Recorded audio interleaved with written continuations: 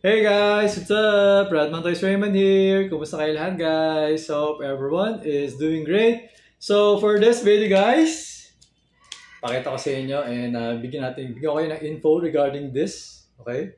So this is the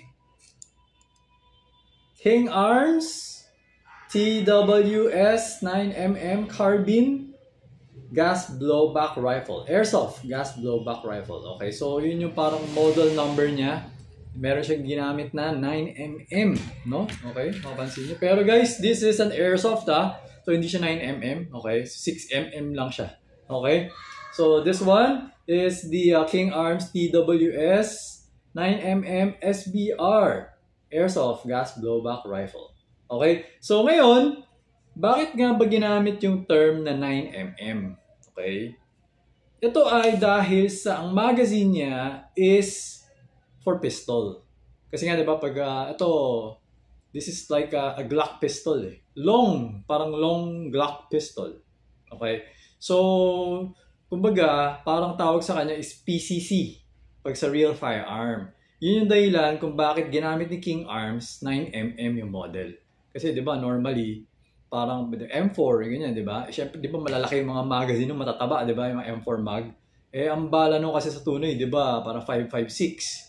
Kaya nga yung GNG MGCR 556 siya. Kung naka-follow kayo sa akin. Okay, may vlog na tayo doon. Hanapin niyo na lang, okay?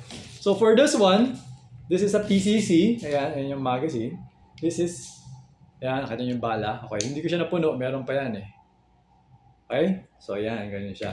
So, ang info regarding this unit, this is a full metal airsoft gas blowback rifle from King Arms of Taiwan. Okay? So, doon sa mga nakakakilala na kay King Arms, alam niyo naman, yung mga products ni King Arms. Okay? So, nakasulat dun sa box. Okay, wait. Pakita ko sa inyo yung box. Okay. So, ito yung box niya, guys. Ayan, King Arms, airsoft product. Okay, so ayan, TWS 9mm carbine GBB. Okay, so nakasulat kasi dito ano eh, main material aluminum. Okay, pero hindi ko alam. Pero ito naman, for the handguard, usually naman kasi this is made of aluminum. Ayan, ayan oh. Yung tunog niya talaga, aluminum to. Okay. Pero itong part na to, yung body niya, hindi ako sure. Kasi, pwede naman siya yung aluminum, pero hindi ko alam. Okay? Pero it's metal. So, zinc alloy, if ever, pero hindi ako sure Okay? Hindi ko alam yung, hindi ko alam kung aluminum siya or zinc alloy. But, it doesn't really matter. Kasi kahit na zinc alloy yan, or kahit na aluminum yan, makapal naman yung design nung frame nung receiver. Kaya more or less hindi niya masisira. Huwag niyo na masyadong problemahin yung part na yan. Okay? So ngayon, what's so special about this unit is that yung internals niya is made of steel. Yun yung kadalasan na issue kasi pagdating sa mga ganito. Kalasin natin. Ayan. So, buksan. Okay? So, where's my magnet? Okay. So, ito yung magnet ko. So, yan. So, usually kasi, ang nasisira is yung sa may trigger assembly. Like yung trigger, di ba? Parang trigger, tapos yung trigger zip, pagkalabit ka ng kalabit, tapos di ba? Parang may lock siya, yung nagre-release. Napupudpud kasi yun. So, pag napudpud yun, siyempre, you have to replace it. Tapos, pag ni-replace mo siya, mas maganda, steel na yung papalit mo sa kanya. Yun yung nangyayari sa mga WE. Ganun kapag kay WE.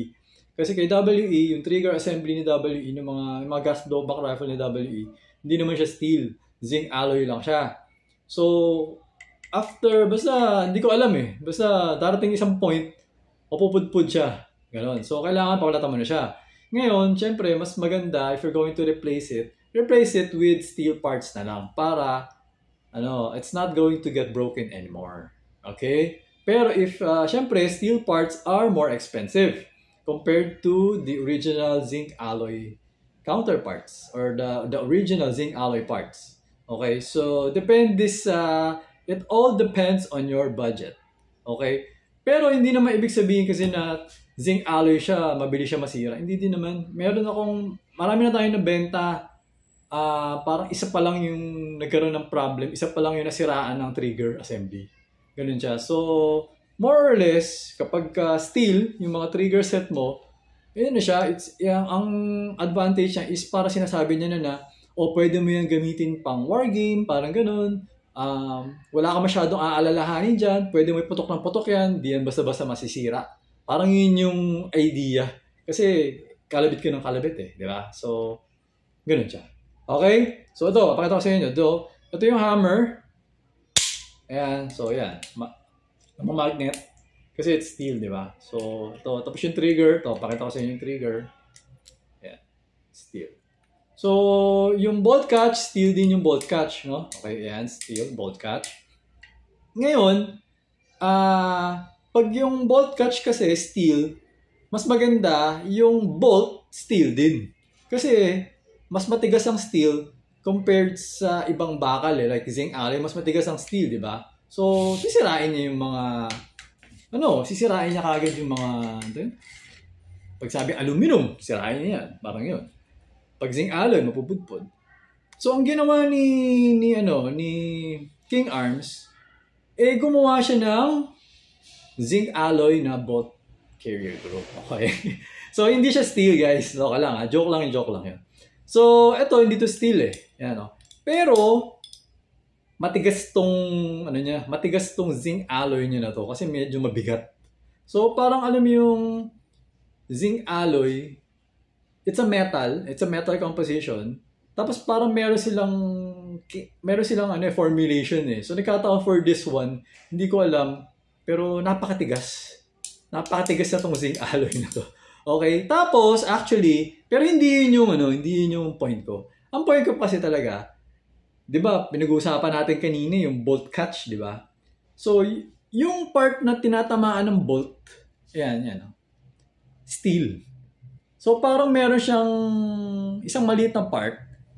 Separate to, ayan, makikita mo merong screw, ayan, So, itong part na to, removable, so parang specially designed na yan, kinabit nila dyan, this is made of steel. Ayan. Yung part lang na yan. Kasi ito ayaw. Ayan ayaw. Ito lang. Yung part lang na yan. So, mangyayari, yung bolt catch, pag nag-open bolt siya, tumatama siya sa steel. So, steel sa steel. So, yung part na yun, hindi na rin masisira. Okay? Pero, syempre, kung ako sa inyo, kung, di ba, meron akong technique na tinuturo, yung kapag yung nag-open bolt, kinakasa, di ba? Kung po pwede nyo pa rin alagaan yung unit nyo, alagaan nyo yung unit nyo. Huwag nyo siyang ini-slam, parang gano'n. Nag-gets nyo? Diba? Pwede nyo kasi, di ba? Kanyari, sabihin natin nag-open bolt siya. Yan, nag-open bolt, na maubos yung bahala. Pwede nyo siya yung gano'n. Nasa inyo naman yan kung gusto nyo gawin yun. Diba? Pero syempre, marami nagme-message sa akin, Sir, paano ba maintenance ng airsoft? Paano ba inaalagaan para matagal masira? Yun. So, kunyari, nag-open siya. Tapos magre-reload ka. Kailangan mo dalan dito. Yes mo. So, yun yung isang care. Parang tumalsik na lang ako Okay. So, yun yung isang care sa mga airsoft or kahit sa mga pistol. Okay? Yun yung mga tips ko dyan para mas tumagal yung unit nyo. Pero, syempre, basta kayong masaya, di ba? Basta tatandaan nyo, syempre, pagka hindi nyo iniingatan yan, binabara-bara nyo yan, talaga may masisira. Or alam mo yun, mas may prone na may masira kapag binabara-bara nyo. Okay?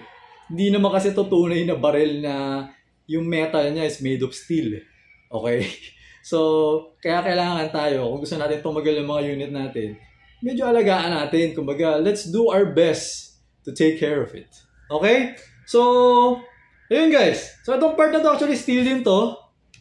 Ayan. So, this is like the flash hider or ano ba to? Flash hider, muzzle. Ano pa ka na? Okay, yun. So, ano ba? Ano ba gagawin natin? Alimutan ko ito na gagawin natin. So, ayun guys. Yun ang unit. Teka lang. Itong steel ba to? Hindi steel. So, ito kasi yung yung mag-release, no? So, hindi siya steel. Pero meron ba siya yung yung pinaka isang loob na part, alam ko steel yun yung So, yun na yung masasabi ko sa unit na to. Tapos, yan, test fire na natin siguro, no? Okay, so ito, pakita ko sa inyo guys. So, ito yung magazine niya, it's a long mag, ECC, okay? So, touch mo lang yun dyan. Okay, so pagka-touch mo siya, kakasa mo siya. Ayan, ganun lang. Tapos, firing. Yan.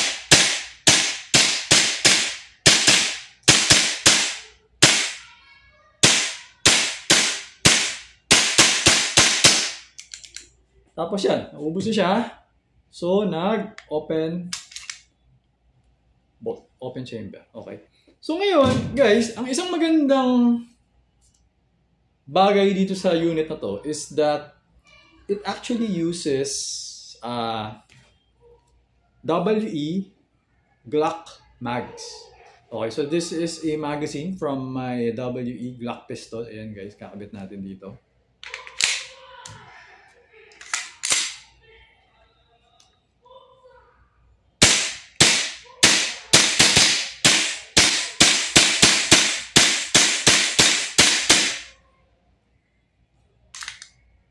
Okay? So, yun yung isang maganda sa kanya. So, for example, you have a Glock pistol. Pag bumili ka ng ganito, interchangeable yung magazine mo. Yun yung isang pros sa kanya. So, kasi minsan, di ba, yung iba sa atin, sure, anong compatible magazine dyan? Kasi lalo na pag yung mga gas blowback rifle, halos lahat yata eh. Bihira ka makakita. Actually, lahat yata eh. Hindi naman lahat. Alam ko meron iba yata medyo compatible pero rare. Kasi kung makikita mo, hindi ko alam kung naka-follow kayo sa akin. Meron na ako pinicture before eh. Iba-ibang brand. Makikita mo yung mga magazine niya, iba-iba lahat eh. Yung ibabaw na part, iba-iba. So ibig sabihin hindi sila compatible. So bawat gas blowback rifle meron specific. Pero usually naman by brand. For example, if you're using VFC, halos lahat naman ng M4 ni VFC para-parehas. Pag if you're using WE, lahat ng M4 ni WE halos para-parehas. Ganun siya. Parang by brand siya. By brand. So, kapag ibang brand, more or less, hindi yan compatible dun sa kabilang brand. Pero, yun yung isang maganda dito sa mga King Arms na TWS. Kumbaga, gamit mo King Arms, di ba? Pag binili mo kasi long mag yung kasama mo, tapos gagamitin mo, ito. Ngayon, syempre, meron din namang WE na long mag. Pwede mo rin siya gamitin dito. Compatible din naman siya dito. Okay? So, that is the info regarding the unit. Ngayon, meron akong additional. Okay? Kasi meron na akong mga ginawang buting-ting dito sa unit na to. Short stroking. Okay? So, di ko alam kung napansin nyo. Wala. Ito, kakasa ko guys Yan, sagad na yan. Yan yung sagad. Okay. Tapos, itong isa, kakasa ko. Sagad rin, sagad. May napansin ba kayo? Yeah. So, kung napansin niyo, yung isa, yung bolt carrier group niya, BCG niya, hindi siya sumagad hanggang loob na may nakalitaw. Diba? Tapos yung isa, pasok na pasok. Okay? Kasi, yung, ito, this one, the SBR, nilagyan ko siya ng 4 na 1 peso coin at saka 5 5 peso coin. So, naka-short stroke siya. Okay. So, ano ba ang advantage ng short stroking? Mas snappy siya, mas mabilis pag nagsa-cycle. Kasi syempre, pag bumaril ka, 'di ba, yung bolt carrier group, umaatras yun hanggang dito eh. Hanggang saan ba? Hanggang dito kasi, 'di ba? Hanggang dito 'yun, 'di ba? Aatras yun hanggang dito normally. Tapos biglang abante. Abante. Di ba? Ganun. So, mas mabagal yung cycle mo. Unlike pag yung sa akin, ganito, hanggang dyan lang siya eh. So, mas mabilis. So, pag bumabaril ka na, magdo-double tap ka, mas mabilis.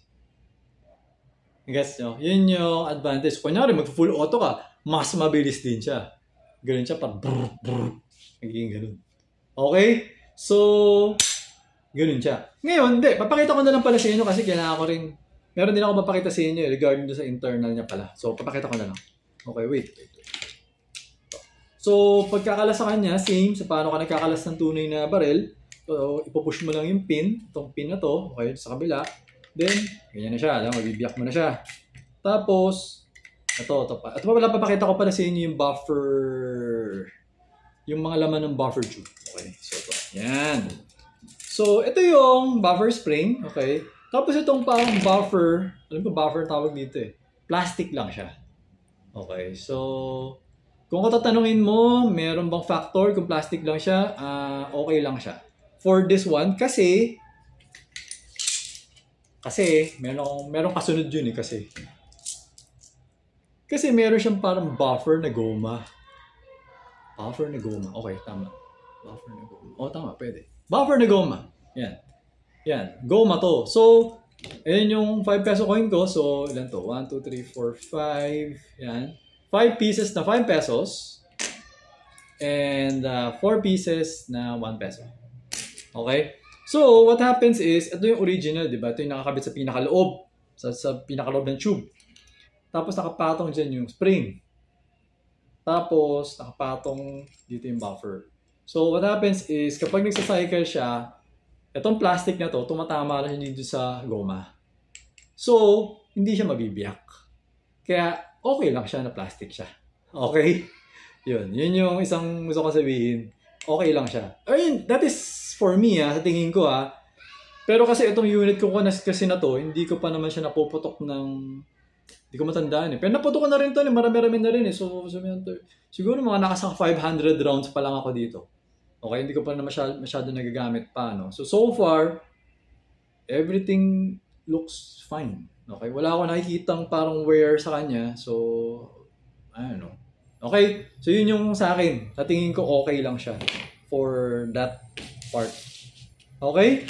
So ngayon, kapag naka-short stroke siya, nag-open bolt pa rin siya. Okay? Pero, pwede pa yata siyang dagdagan ng coins. Alam ko pwede ko pa siya dagdagan. Pero nung initially kasi, nung masyadong madami nilagay ko, merong part nag-misfeed. Parang walang lumalabas na BB. Like, parang nagbo-blow back lang siya. Hindi siya nag-feed. Parang yung nozzle, hindi masyado nakaka-atras.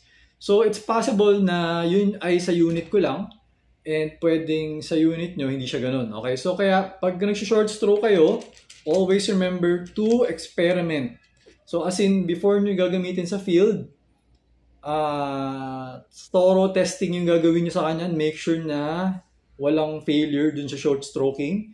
Ngayon, syempre, kung mas maganda, kung makakapaglagay kayo ng allowance, nalagyan nyo na lang ng allowance para sure. Kasi mahirap kasi yung nasa field ka, nasa game ka, bumabaril ka, walang lumalabas na bala. Okay, tapos doon ka magkakalas. Mas matagal yun eh.